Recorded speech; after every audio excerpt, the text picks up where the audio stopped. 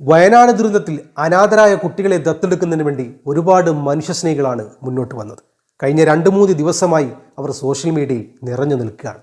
എന്നാൽ വയനാട് ദുരന്തത്തിൽ അനാഥരായ കുട്ടികളെ ദത്തെടുക്കുന്നതിന് വേണ്ടി ഗവൺമെൻറ് ഇതുവരെ പുതിയ അറിയിപ്പൊന്നും നമുക്ക് നൽകിയിട്ടില്ല. അതിൻ്റെതായ പ്രായോഗിക ബുദ്ധിമുട്ടുകളൊക്കെ ഉണ്ട്. എന്നാൽ പൊതുവെ അനാഥരായ കുട്ടികളെ ദത്തെടുക്കുന്നതിന് വേണ്ടി അറിഞ്ഞിരിക്കേണ്ട ഒരുപാട് കാര്യങ്ങളുണ്ട്, നിയമങ്ങളുണ്ട്. ദത്തെടുക്കുന്ന ആളുകളുടെ പ്രായം, അവരുടെ സാമ്പത്തിക സ്രോതസ്സ്, അവരുടെ ആരോഗ്യം എന്നിവയാണ് ഇതിൽ പെടുന്നത്. എത്ര വയസ്സുള്ള കുട്ടികളെ വരെ എത്ര പ്രായക്കാർക്ക് ദത്തെടുക്കാം എന്നുകൂടി നിയമം പറഞ്ഞു തരുന്നുണ്ട്. അത് എന്താണെന്ന് വിശദമായിട്ട് ഈ വീഡിയോയിൽ പറയുകയാണ്. നമുക്കത് നോക്കാം. വയനാട്ടിലെ ദുരന്തത്തിൽ അനാഥരായ കുഞ്ഞുങ്ങളെ ദത്തെടുക്കാൻ നിരവധി പേർ മുന്നോട്ട് വരുന്നുണ്ട്. ദത്തെടുക്കൽ നടപടിക്രമങ്ങൾ എങ്ങനെയാണെന്ന് പരിശോധിക്കാം.